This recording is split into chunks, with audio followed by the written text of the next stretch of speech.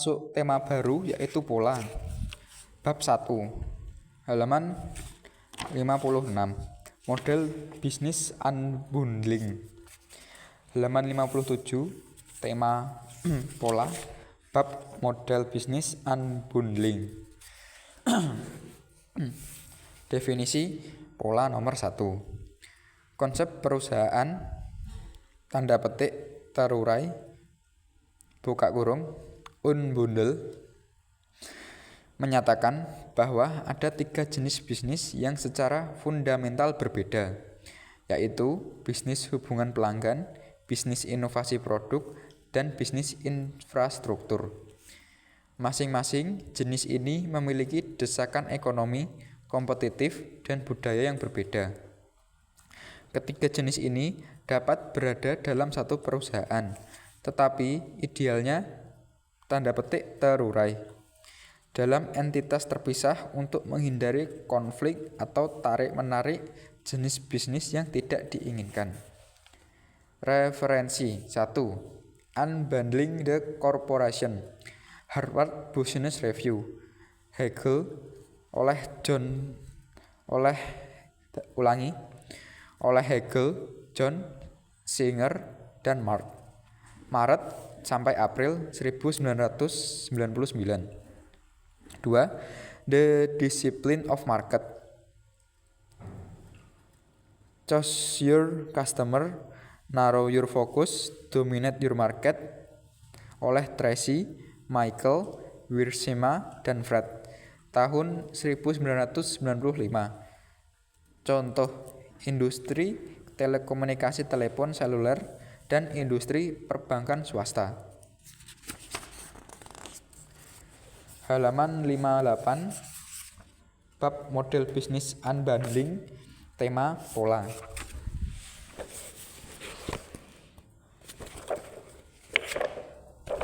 1. Oleh John, Hegel, dan Mark Singer, yang menciptakan istilah dalam tanda petik unbundle corporation, yakin bahwa sebuah perusahaan tersusun dari 3 jenis bisnis yang sangat berbeda dengan desakan ekonomi, kompetitif, dan budaya yang juga berbeda, yaitu bisnis hubungan pelanggan, inovasi produk, dan bisnis infrastruktur. Dengan cara yang sama, Tracy dan Wiersema menyarankan agar perusahaan berfokus pada salah satu dari 3 disiplin nilai, yaitu keunggulan operasional, kepemimpinan produk, atau kedekatan pelanggan. 2. Hegel dan Singer menggambarkan peran bisnis hubungan pelanggan adalah menemukan dan mendapatkan pelanggan serta membangun hubungan dengan mereka. Demikian juga peranan bisnis inovasi produk adalah mengembangkan produk dan jasa yang baru dan atraktif. Sementara peranan bisnis infrastruktur adalah membangun dan mengatur platform untuk tugas-tugas dengan volume tinggi yang berulang. Hegel dan Singer mengatakan bahwa perusahaan harus memisahkan bisnis-bisnis ini dan hanya berfokus pada salah satu dari ketiganya secara internal. Karena setiap jenis bisnis didorong oleh faktor-faktor yang berbeda. Konflik satu sama lain atau tarik-menarik yang tidak diinginkan dalam satu organisasi yang sama dapat terjadi. 3. Pada halaman berikut, kita melihat bagaimana terapan gagasan unbundling dalam model bisnis. Pada contoh pertama, kami menjelaskan konflik-konflik dan tarik-menarik yang tidak diinginkan yang tercipta karena model bisnis tanda petik bundled. Dalam industri perbankan swasta, pada contoh kedua, kami meninjau bagaimana operator telepon seluler terurai dan berfokus pada bisnis inti yang baru. Halaman 59. Bab model bisnis unbundling, tema pola. 3 jenis bisnis inti: inovasi produk, manajemen hubungan pelanggan, dan manajemen infrastruktur. Inovasi produk berisi ekonomi.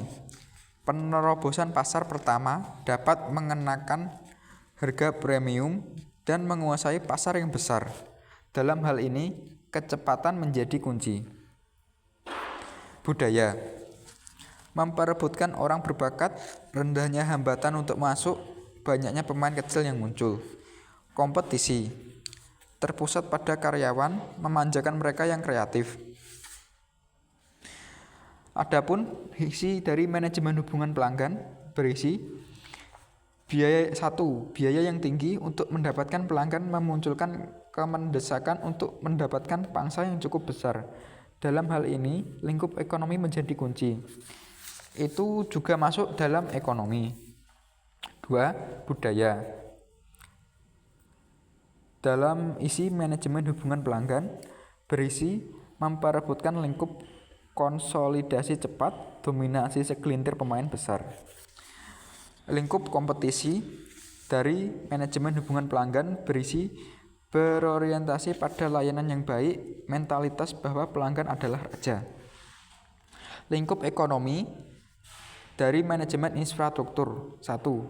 Berisi biaya tetap yang tinggi membuat volume yang besar menjadi penting untuk menurunkan biaya per unit. Dalam hal ini, skala ekonomi menjadi kunci.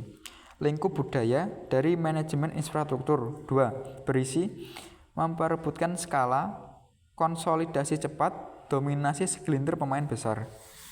3. Kompetisi dari manajemen infrastruktur berisi berfokus pada biaya, menekankan standarisasi, dapat diprediksi, dan efisiensi.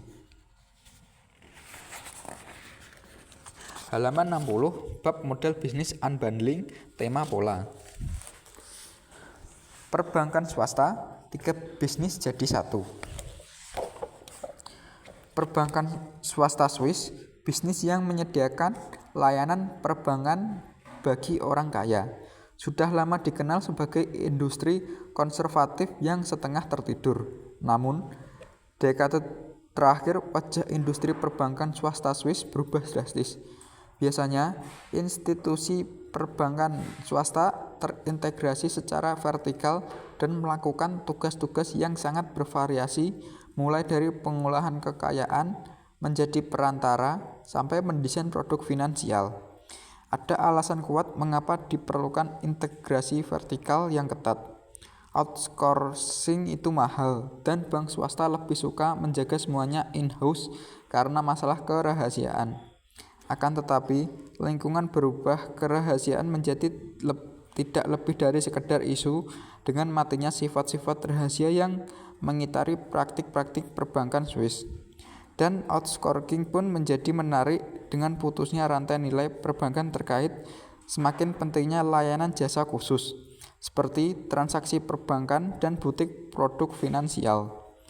Fokus sebelumnya secara eksklusif hanya pada penanganan transaksi perbankan, sementara sekarang hanya berkonsentrasi pada perancangan produk finansial baru. Marky Baumann, institusi perbankan swasta yang berpusat di Zurich, adalah contoh dari sebuah bank yang telah menguraikan model bisnisnya. Bank ini memutar bisnis platformnya yang berorientasi pada transaksi menjadi sebuah entitas terpisah bernama Aincore Bank yang menawarkan layanan perbankan ke bank lain dan agen-agen sekuritas.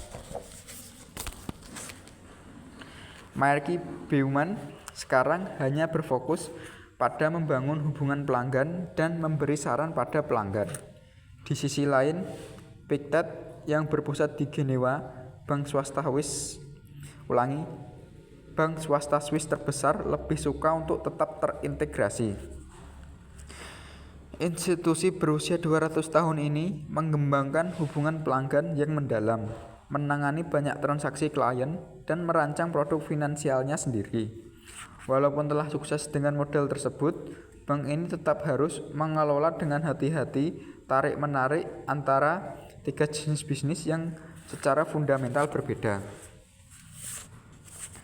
Gambar di samping melukiskan model tradisional bank swasta, menggambarkan pertukaran dan menguraikannya menjadi 3 dasar bisnis, yaitu manajemen hubungan, inovasi produk, dan manajemen infrastruktur.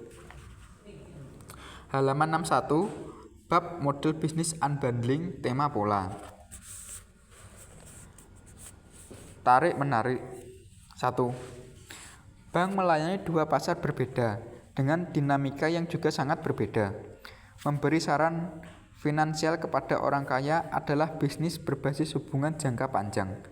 Menjual produk-produk finansial kepada bank swasta adalah bisnis dinamis yang berubah dengan cepat. 2. Bank bermaksud menjual produknya kepada bank pesaing untuk meningkatkan pendapatan. Akan tetapi, kegiatan ini dapat menciptakan konflik kepentingan. 3. Divisi produk bank menekan penasihat finansial untuk menjual produk sendiri kepada klien. Hal ini bertentangan dengan kepentingan klien yang ingin mendapatkan saran netral. Klien ingin berinvestasi dalam produk terbaik di pasar tanpa melihat asalnya. 4. Nomor 4. Bisnis dengan platform yang berfokus pada transaksi efisiensi biaya bertentangan dengan bisnis produk finansial dan penasihat finansial yang digaji mahal, yang perlu menarik orang berbakat dan bernilai tinggi. Nomor 5. Bisnis dengan platform transaksi memerlukan skala untuk mendorong turunnya biaya, sesuatu yang sulit dicapai dalam sebuah bank. Nomor 6. Bisnis dengan inovasi produk didorong oleh kecepatan dan izin masuk pasar yang cepat, yang berlawanan dengan bisnis jangka panjang memberi nasihat finansial kepada orang kaya. Berikut adalah gambaran model bank Swiss. Mulai dari bentukannya seperti denah yang dimulai dari sebelah kiri, penyediaan layanan produk lainnya. Nomor 6, saran, riset dan pengembangan produk, pemasaran, manajemen platform. Nomor 5, merek atau kepercayaan, properti intelektual produk, platform transaksi. Nomor 1, hubungan pribadi yang akrab, manajemen pelanggan utama. Di bawah kotak nomor 1, jaringan pribadi, tenaga penjualan, platform transaksi. Di antara nomor 6, 5, 1 ada tulisan di tengah yang berisi layanan manajemen kekayaan yang dibuat khusus, produk-produk finansial, manajemen transaksi. Di sebelah kanan nomor 1 berisi nomor 2, individu dan keluarga kaya, bank swasta, penasihat finansial independen. Di bawah nomor 2 berisi kotak nomor 3, tarif manajemen dan pemberian nasihat finansial, tarif produk dan kinerja, tarif transaksi. Di samping bank 3, di samping nomor 3 berisi nomor 4 yang isinya manajemen platform, sumber daya manusia, berisi riset dan pengembangan, sumber daya manusia, berisi bank swasta. Adapun nomor-nomor tersebut artinya adalah bisnis infrastruktur, dan tulisan-tulisan tersebut berisi bisnis inovasi produk dan bisnis hubungan.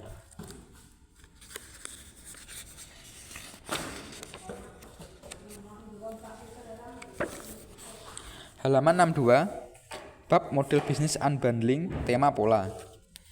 Unbundling pada perusahaan telekomunikasi bergerak. Perusahaan telekomunikasi bergerak telah memulai menguraikan bisnisnya. Perusahaan telekomunikasi bergerak telah mulai menguraikan bisnisnya. Biasanya mereka bersaing dalam kualitas jaringan, tetapi sekarang mereka secara mencolok sepakat berbagi jaringan dengan pesaing atau meng-outsourcing seluruh pengoperasian jaringannya kepada pabrikan peralatan. Mengapa? Karena mereka sadar bahwa aset utama mereka bukan lagi jaringan, melainkan merek dan hubungan pelanggan. Halaman 63, bab model bisnis unbundling, tema pola. Adapun isinya adalah pabrikan peralatan. Perusahaan telekomunikasi seperti France Telecom, KPN, dan Vodafone telah mengoutsourcing operasi dan pemeliharaan sebagian jaringannya kepada pabrikan peralatan seperti Nokia Siemens New York, Alcatel-Lucent, dan Ericsson. Pabrikan peralatan dapat menjalankan jaringan pada biaya lebih rendah karena mereka melayani beberapa perusahaan telekomunikasi sekaligus dan dengan sendirinya memperoleh keuntungan dari skala ekonomi. 2. Perusahaan telekomunikasi yang terurai. Setelah melepaskan bisnis infrastrukturnya, perusahaan telekomunikasi dapat mempertajam fokusnya pada branding dan melakukan segmentasi pelanggan dan layanan. Hubungan pelanggan mencakup aset utama dan bisnis intinya. Dengan berkonsentrasi pada konsumen dan peningkatan pangsa melalui jumlah pendaftar, perusahaan dapat meningkatkan investasi yang ditanam selama bertahun-tahun untuk mendapatkan dan mempertahankan pelanggan.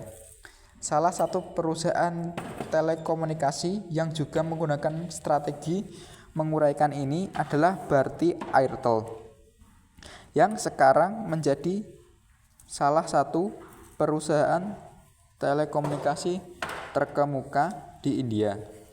Perusahaan ini mengoutsourcing operasi jaringannya pada Ericsson dan Nokia Siemens New York dan infrastruktur TI-nya pada IBM, yang memungkinkan mereka berfokus pada kompetensi intinya, yaitu membangun hubungan pelanggan. 3. Penyedia layanan konten. Untuk inovasi produk dan layanan, perusahaan telekomunikasi yang terurai dapat beralih menjadi perusahaan yang lebih kecil dan kreatif. Inovasi memerlukan bakat kreatif. Dalam hal ini, organisasi yang lebih kecil dan dinamis biasanya lebih pandai menarik perhatian. Perusahaan telekomunikasi bekerja dengan beberapa pihak ketiga yang memastikan pasokan konstan dari teknologi, layanan, dan konten media baru, seperti pemetaan, game, video, dan musik. 2 contoh untuk ini adalah Mobilisy dari Australia dan TAT dari Swedia. Mobilisy berfokus pada solusi layanan berbasis lokasi untuk smartphone. Perusahaan ini mengembangkan panduan perjalanan bergerak yang populer. Dan TAT berkonsentrasi pada penciptaan penghubung pengguna bergerak tingkat lanjut.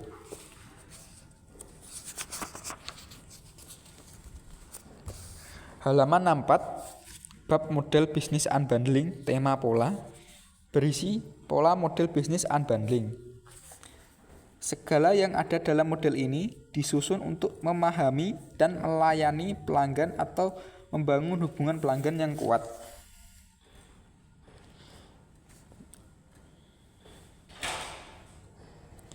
Adapun gambaran-gambaran mencakup 9 blok bangunan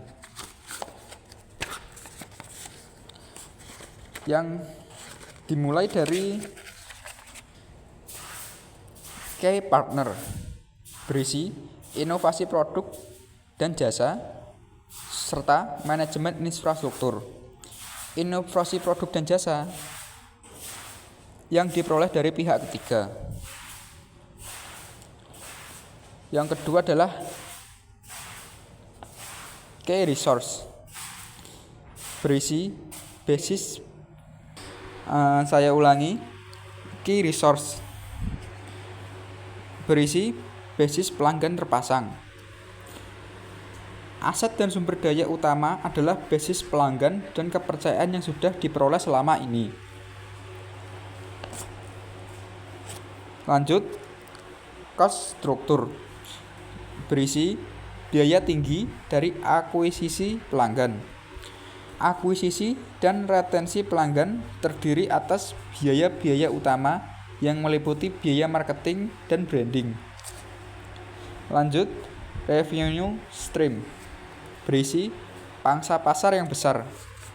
Model ini bertujuan untuk menghasilkan pendapatan dan lingkaran produk yang luas yang dibangun berdasarkan kepercayaan pelanggan sasarannya adalah pangsa yang lebih besar.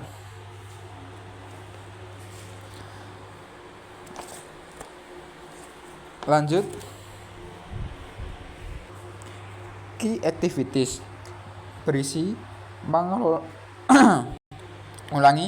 key activities berisi mengelola riset dan pengembangan menarik orang berbakat. Aktivitas difokuskan pada peningkatan riset dan pengembangan untuk memasarkan produk dan jasa yang baru. Penjelasan atas aktivitas juga menjelaskan isi dari value proposition dan juga key resource. Value proposition, inovasi produk dan jasa. Lanjut, customer segment berisi bisnis ke pelanggan atau bisnis ke bisnis, dalam kurung B2C atau B2B. Produk dan jasa dapat dipasarkan secara langsung, tetapi biasanya dikirimkan melalui perantara bisnis ke bisnis B2B yang berfokus pada hubungan pelanggan. Lanjut, revenue stream berisi penetapan harga premium. Harga premium yang tinggi dapat dibebankan karena faktor hal-hal baru. Lanjut, cost struktur berisi biaya karyawan yang tinggi. Biaya-biaya yang tinggi berdasarkan pada perebutan orang-orang berbakat yang kreatif, sumber utama model ini. Lanjut, key activities berisi pengembangan dan pemeliharaan infrastruktur. Aktivitas dan penawaran berfokus pada penyampaian jasa infrastruktur. Lanjut, customer struktur berisi biaya tetap dan fokus yang tinggi. Platform bercirikan biaya tetap yang tinggi diungkit melalui skala dan volume besar. Lanjut, revenue stream berisi penetapan harga komoditi, pendapatan berdasarkan pada margin rendah dan volume tinggi.